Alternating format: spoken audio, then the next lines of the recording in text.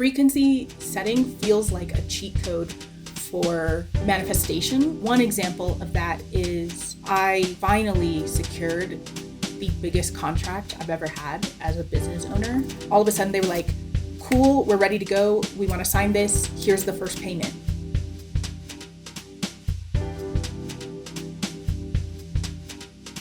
Hello, welcome to Energetic Experiments episode 2. Woo! The experiment for February is set a specific frequency, or if we want to get alliterative, frequency February, freak Febs, okay?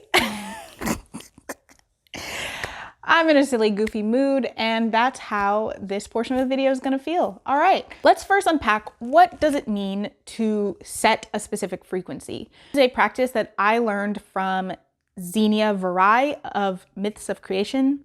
That's their business. It's a practice of tuning into a frequency. So if you imagine yourself like a radio and you are like moving a dial, you kind of tap into the energy body and you move your frequency. Like literally, what is the wavelength that you would like to be on?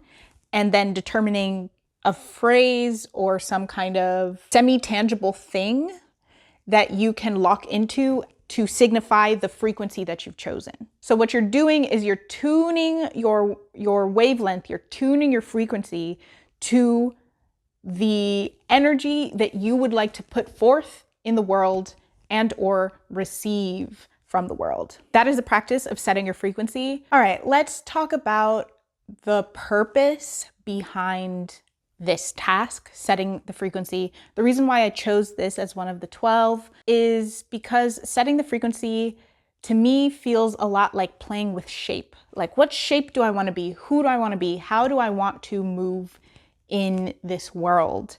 And with setting the frequency, it felt like the easiest, but also most accessible way to decide who I want to be and what business I want to stand on. That's the purpose behind setting the frequency. It's really to give myself the exercise of choosing how I want to show up and what shape I want to hold as I navigate being alive. So as I was deciding what frequency I wanted to hold for the month of February, I was actually having a lot of back and forth. I kept meaning to record it, but I kept not charging the camera and then having a moment where I'm like, ooh, I'd love to talk about this process.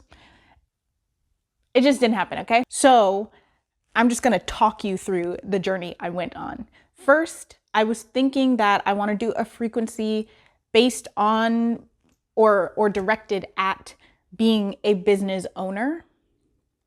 And so I was thinking maybe something around money, but I am not inspired by money. Money to me is very much a utility tool, right? It's like I need as much as I need to accomplish the things I want to accomplish, but outside of that safety and security of getting my needs met, I don't find it to be a very motivating concept.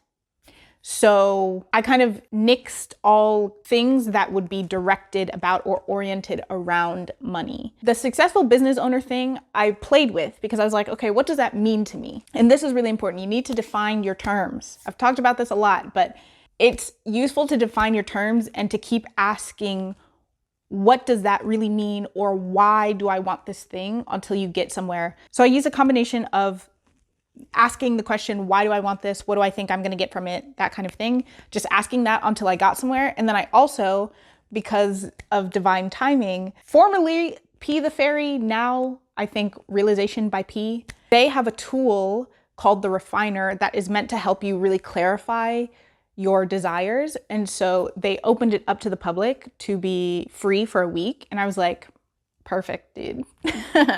100% that was for me. So I also used the Refiner to help me to clarify what I was trying to get at with this concept of successful business owner, and also to get like a nice summary. So once I went through the tool, the Refiner, as well as just in general my own process of clarifying, I came to the signifier of my frequency is vitality incarnate. The energy behind that, the desire behind that is to remind myself every day of my autonomy and my aliveness. So as I mentioned before, when I was trying to follow the thread of like, what do I mean by successful business owner, or what am I trying to get out of that?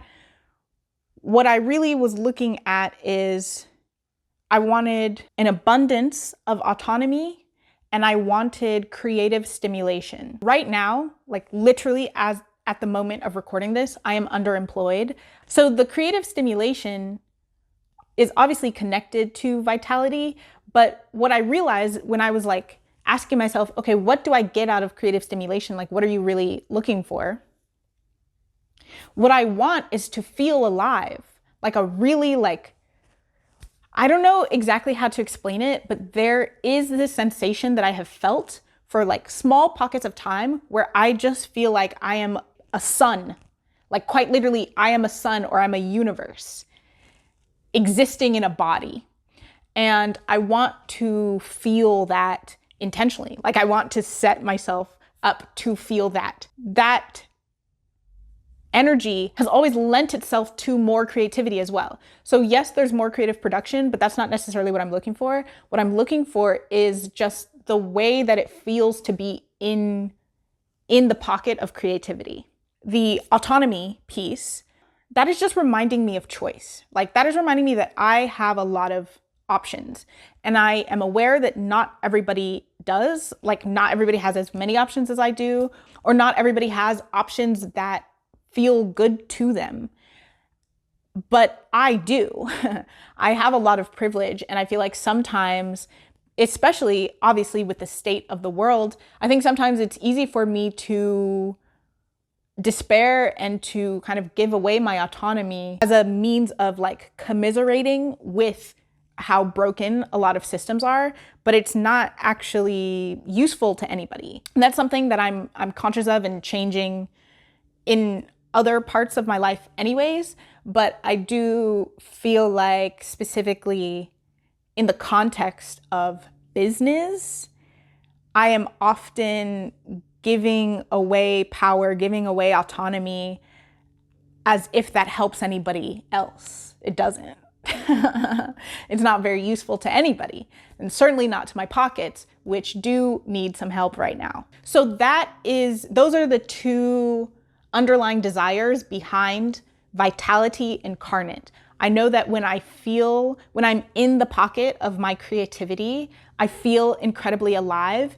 And another access point to that aliveness, to that full feeling, is remembering that I have autonomy, that I have agency over my life. And so every choice that I'm making is a choice that I am making. But I think sometimes it feels easier to allow myself to drift, and then kind of, I'm not to blame when I drift because I haven't really taken responsibility for the ways in which I do have agency. All right, moving right along to the process. In the mornings, I will be setting my frequency, and I have given myself 3 options of how to set that frequency. I really wanted a physical element as part of this because of the incarnate piece. It is very much about the body. It is very much about the physical, the tactile aspect of this process. So I knew that I wanted a physical movement as part of my frequency setting ritual. So in the mornings, I will either do breath work, I will dance, or I'll do burpees, 3 to 7 burpees, as the action, the embodiment that triggers the frequency. That's literally it. Hit the B-roll. Hello, I am a little bit sick. I don't know if you can hear it in my voice, but it's February 9th. Wanted to pop in because I am experiencing weird money things, which I think are very related to this challenge. I feel like using the word test is a bit more antagonistic than I want it to be, but I definitely am being asked and or slightly forced into a decision around money. It's a moment, it's an opportunity used loosely here. It's an opportunity to decide if I'm going to hold my shape, if I'm going to embody the autonomy that this frequency that I'm setting every day is supposed to be about. I feel very aware that I can make the choice that feels comfortable, but is not upholding the autonomy that I'm seeking as part of this experiment. And in general, that I'm trying to hold the shape of for, the majority of my life. And it's weird and uncomfortable, but I feel emboldened also by this experiment to be like, well, I mean, what is experimentation but fucking around and finding out? Did we not put on the lab coat about this? In order to make the choice in the new direction, I feel like I first have to decide within myself that I'm okay with the potential negative consequences. And the thing that is scary is the unknown. There's uncertainty here. Because if I go in the more comfortable direction, I know what the negative aspect of that is. And even though I don't want to experience that, because I know what it is, it feels more comfortable. And there's no way, this is actually a huge thing. I'm glad this came to me, but there's actually no way to be objective about this. And I'm not interested in trying to divorce my decision from my body experience or my emotional experience, I guess I should say, because that's just I'm not two separate things. Like the decision maker and the emotional body, they're not separate things, and I don't want them to be. And so what I'm trying to do is not necessarily detangle them, but instead I want to work with the emotion, right? So what will it take for me to feel safe if I get the negative aspect of making this choice? What am I willing to believe or hold if this goes wrong? Or if I choose to go with the more comfortable decision that is misaligned with the increased autonomy that I'm looking for, am I willing to forgive myself? Or am I willing to have grace for choosing comfort in this moment? I think that's the question. That's really what I'm grappling with.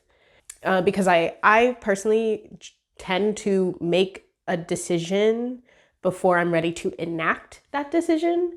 And I'm trying to make a plan, a path of, okay, I'm okay with this internally. What needs to be true externally?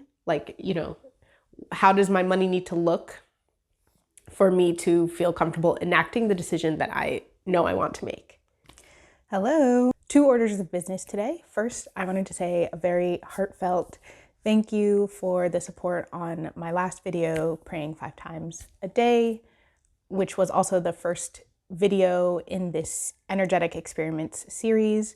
I'm really excited to continue. I'm really glad that folks have been liking it. As I mentioned in a post, I baked a cake with my cousins to celebrate. So again, I just wanted to share my gratitude for the number of people who have engaged and been moved or changed or felt anything as a result of my work. It's really, really exciting. I'm a little low energy today. This week I chose to delay when I set the frequency. So I have yet to set my frequency for this day, but I think I'm low energy for other reasons. On to the second order of business. I'm going to choose the challenge for March. Can you see me doing this? I hope there's enough space in here. Let's do this one. Oh, fun. Track every micro win. Hello. Okay, it is time to recap what happened during this frequency experiment. As always, I'm going to go through the 5 questions. What changed? What was the hardest part? What was the most surprising? What did I learn and feel? And what am I bringing forward? So let's get right into that. I'll start by saying this. There was no hardest part of this experiment. It was very low lift. The only change that I made was for 1 week, I wanted to see what it felt like if I set my frequency in the middle of the day as opposed to in the morning, first thing when I wake up. Newsflash, I didn't like it at all. Hated it. Do not like it. Hated it is strong. Okay. That's a little strong. But compared to doing it in the morning, I just found it to have worse results. Third question, what was surprising throughout this experiment? Two things came up. The first, I'm really surprised that setting my frequency later didn't shift my energy in the same way that it does when I do it in the morning. The second surprise during this month was actually how quickly I felt like I got the results that I kind of initially wanted out of this experiment. And I'm going to talk about that a little bit more in Learned and Felt. But one example of that is I finally secured the biggest contract I've ever had as a business owner. And disclaimer, I have been like in talks about this project for months, but I found it really interesting that it was in February, like the first week of February, that all of a sudden they were like, cool, we're ready to go. We want to sign this. Here's the first payment. And I was like, whoa, the fact that we went from it taking months to just get someone to respond to my email to shifting immediately to being like within a week, we're getting all of these things done. Speed is not something that I was expecting out of this experiment, but I'm grateful for it. Hey, shout out. Okay, on to what I learned and felt throughout this experiment. There are 3 things that I want to share in this section. First, I had 3 different methods of setting the frequency. And depending on the method that I chose, I had a different visceral experience throughout that day. For example, the burpees felt like electricity, like pure electricity. I felt like after I did the burpees, I was getting like defibrillated. I think that's how you pronounce that word. But yeah, it felt like an electric shock to the system in a positive way. And I found myself to be very chatty, very social, and super high energy on the days when I used burpees to set the frequency. Now, with the breath work, that one felt more like submerging in water. So I felt kind of like a little bit weightless. I felt really connected in the way that like everything in water is touching everything else that's in that water. That's how the breath work made Vitality Incarnate feel. And during those days, I found I was much more creative. So I was painting a lot more. I was doing more introspective creative practices like writing and painting, as opposed to with the burpees one, I felt much more magnanimous, like much more boisterous. And then the dance one was also interesting because that just felt like, I guess it felt kind of like a hearth. Like I felt like a warming in my body, just like moving from my stomach, radiating out from my stomach, or probably my womb, more likely. Okay, so I was looking at my journal to see the few days that I did choose dance as the frequency setter. And again, I didn't really write too much about what I was doing, but I think that I was really curious during these days because like my journal entries are primarily questions. I do want to share this question, which I find really funny, from February 11th. Do I have that dog in me? I don't know. I just don't know. Okay, the second thing that I learned/felt during this experiment was a lot of ease. I'm going to jump right into an example for this.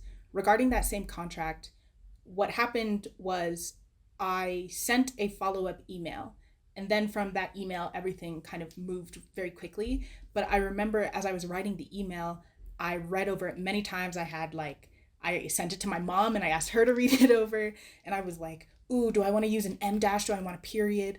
I was really agonizing over this email, this 2-sentence email. And then I just remember kind of hearing or realizing like, whatever the decision is, it's already been made. So I either have this contract or I don't. And how my email presents is actually not going to change that. And I remember once I realized that, or once I had that thought, I just felt so much more calm. And things like that happened several times throughout this month where I was panicking about, slightly panicking about something, or I was nervous about it. And I just kind of had this feeling or this thought like, whatever is going to happen is inevitable. And I think through that sense of inevitability, I got to be calm because there's nothing that my worrying would do to change that. That was an unexpected bonus, I think, to this experiment, but there was something about this month that I just had this realization of like, whatever's coming is coming, with or without this particular thing that I'm worried about. I think surrendering into that inevitability felt really good and just gave me the opportunity to be like, oh, okay, well, I trust me to figure my way out of it if it goes wrong. This is a concept that I've known in the abstract for a while, but I think in this month and through this exercise, it had the chance to really drop down into my body. And I think it's still going to take a few more visits to solidify in the body, but it's nice to feel that difference of like, oh, I know something versus I understand it in here. So yeah, that was a really unexpected part of this experiment, just kind of a revisiting and doubling down on like trusting myself to figure my way out of whatever may come. And then the third thing that happened that I'm not interested in unpacking on camera is that my relationship to money has changed. And I don't think it changed in this month. I think I had an outdated understanding of how I interpreted money. And through this month and through the things that happened, I've realized that, oh, I have a different definition of money than I did a few months ago.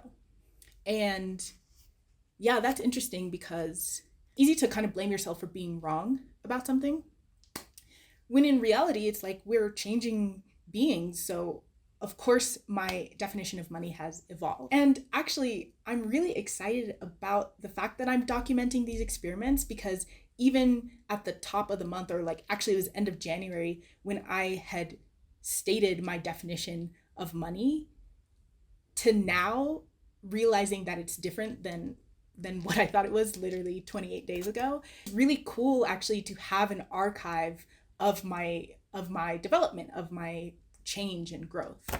So yeah, those are the things that I learned and felt. I'm really excited about this. It's also reinvigorated my excitement about documenting this series. So what am I bringing forward from this experiment? I now know that 4 to 7 burpees is equivalent to 2 cups of coffee in my body, as far as my body is concerned. I have a new knowledge of myself. So I have an awareness that there are new things, new definitions that need to be tended to. And so I'm going to spend some time nurturing those, holding space for that. And then I'm also going to continue setting my frequency. Frequency setting feels like a cheat code for manifestation also. And there's more thinking, there's more like framework solidifying that I'd like to do before I really share it too much. I don't feel very comfortable talking about manifestation yet, even though one of the challenges is that. So we'll see what happens about that. When do I think I will use it? Honestly, it's something that feels easy enough to do every day, but if I don't want to commit to setting my frequency every day, I would say that I would use it in times when my external reality is not offering me what I want. I would say that's when I would use, like, it would almost be like an emergency, not emergency as in fatality, but it would be a support activity for when I am going through a rough time. And however, I could very easily just do this every day because it feels good and it's easy. March's energetic experiment is to track every micro win. If you want to know the process that I'm going to be using for that, and if you want to join in a group call where we're going to just discuss kind of our experience of how that goes. You can join the Energy Squad. The link is in the description. If I remember, it will also be in a pinned comment. Otherwise, I will see you in the next video.